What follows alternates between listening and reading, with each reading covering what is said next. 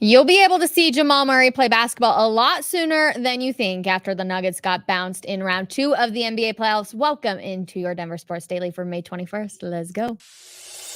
Taking you through your morning headlines, it's Denver Sports Daily with Rachel Vigil. Denver Nuggets fans won't have to wait until the start of the next NBA season to see star guard Jamal Murray play basketball. He shared on Sunday after the Nuggets got bounced that he remains committed to play for Team Canada for the 2024 Olympic Games in Paris. The 27-year-old from Ontario has yet to play for the senior Canadian national team in competition, pulling out of the World Cup last summer due to health issues. But the Nuggets season ended earlier in 2024, and the Blue Arrow playing 14 fewer games between the regular season and postseason combined through the second round exit from the playoffs wasn't all the blame. Murray missed a good chunk of the season with leg injuries, and Denver's season ended with Murray's hobbled on a calf strain. But yet Canada is expected to be a serious contender for the gold in Paris, and only Team USA and Serbia have better odds at winning it all. And Nikola Jokic was non-committal on playing in the games on Sunday. Now, without Murray, Canada topped Team USA in bronze for the World Cup last summer, and a Jokic-less Serbia falling to Germany in the title game. So Jamal Murray, despite being a little injured, still looking to play. The Summer Olympics are going to be here before we know it. How do you feel about that? To be honest, Nuggets fans, I'm like, okay, are you going to be ready to go when training camp ends? Because this leg injury has been lingering for quite some time now. I hope that despite wanting to play for your country, I totally get it.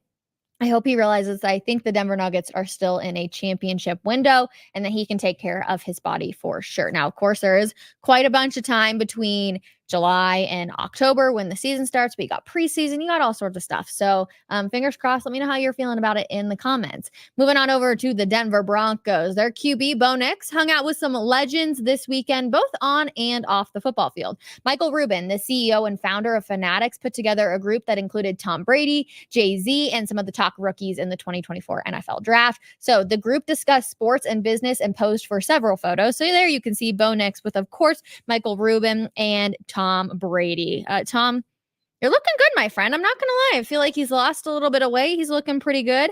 And then obviously Michael Rubin posts breakfast with Jay and Tom over $500,000. But seriously, awesome morning with Tom Brady, Jay-Z, and all our Fanatics NFL rookies discussing sports and business. So super cool opportunity right there for Bo Nix. Now, do not expect to see linebacker Drew Sanders week 1 when the Broncos take the field against Seattle. Mike Kliss from 9 News reports that the 2023 third-round pick out of Arkansas has torn his Achilles. Kliss says that the injury occurred while Sanders was participating in the Broncos offseason program late last month, and the defender underwent successful surgery. Historically, the injury would mean at least a year of downtime, but at 22 and with some recent medical advances, Kliss says the Broncos hope to possibly get Sanders back late in the 2024 season. This would obviously be great news, but it does make a lot of sense to how the Broncos ended up drafting this year. So people were kind of wondering why they obviously went for another linebacker at that number 76 spot in the 3rd round. And of course, it kind of makes sense because now you knew Drew Sanders was undergoing surgery. Obviously, things get better and hopefully he is able to come back. I was really excited to see what his potential was going to look like, but definitely a bummer. It will be interesting to see how he recovers and hopefully does get back on the field. Now, staying in the NFL, we're going to head on over to Jacksonville. So Jags coach Doug Peterson is hoping a contract extension for quarterback Trevor Lawrence happens sooner rather than later. On Monday, he told reporters, hopefully it gets done, adding, obviously, the sooner you get it done, now we focus on football. Lawrence was essentially up and down in 2023, throwing for 4,016 yards and 21 touchdowns, but he also had 14 picks and got sacked a career high 35 times. I always find it super interesting this time of the year when you're seeing all of the contract negotiations. We're seeing stuff with Tua Tagovailoa, obviously Trevor Lawrence, and just a lot of different people trying to figure out what it's going to look like. Players obviously want to get that contract extension signed before the season, just in case anything does end up happening. You know, you can always have a bad year, but hey, at least I know I'm on this contract extension. So I'll keep you guys updated on any others that we definitely hear about. Moving on to the NHL now, the Edmonton Oilers saw their 3-goal lead come under threat late in the 3rd period last night, with the Vancouver Canucks scoring twice. But even with those goals, the Oilers end up hanging on to take a 3-2 win in Game 7 of the second round of the series.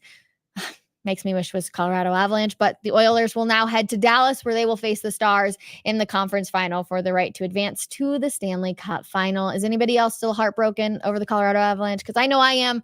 It should be Edmonton coming to Mile High City to take on the Avs, but of course, our season is opening up quite much. I feel like I'm actually going to have a summer this year, which I'm a little bummed about. I'm not going to lie to you, but the summer is going to probably go very fast, and then it's going to be fall, and it's going to be football season. And the Colorado Buffaloes announced on Monday that they've already sold out of season tickets for a second straight year, and just the 10th time in the history of the program.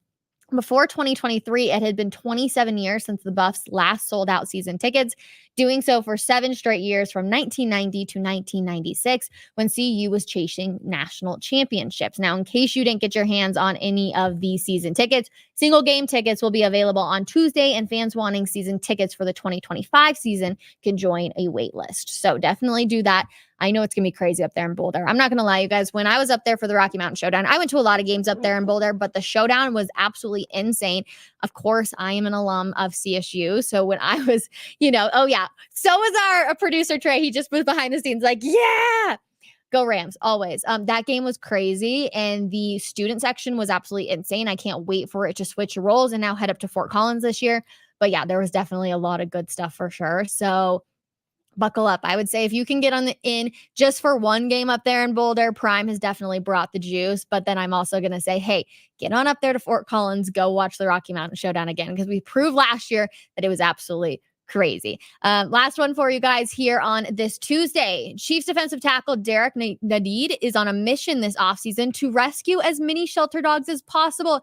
I love this story so much. It started in 2020 when Nnadi offered to pay for the adoption of all 109 dogs available at the KC Pet Project in Kansas City. In the year since, Nnadi has supported more than 500 dog adoptions and attracted high profile sponsors like Rachel Ray. Even Andy Reid calls him the dog whisperer. And I love this so freaking much. I think it's so cute. I know the KC Pet Project. I actually remember back in 2020, they opened their doors and there was so much going on. And of course, people weren't going out as much because of COVID. And I remember they were asking people to come in and you can social distance and still walk dogs. And I just think it was so cool. And I love being able to see this. I'm a big dog person. So I love that he has been able to help so many dogs find families and been able to help them financially as well. So I think that's a really, really cool story. But we got Rockies schedule also for you guys on this beautiful Tuesday. Now, of course, on May 19th, the Rockies lost to the Giants 4-1. Ending their streak that they had going on for a little bit. They lost that entire series. But today you got 7:40 p.m. as they will take on the Oakland A's. So definitely get ready for that one. Let's see.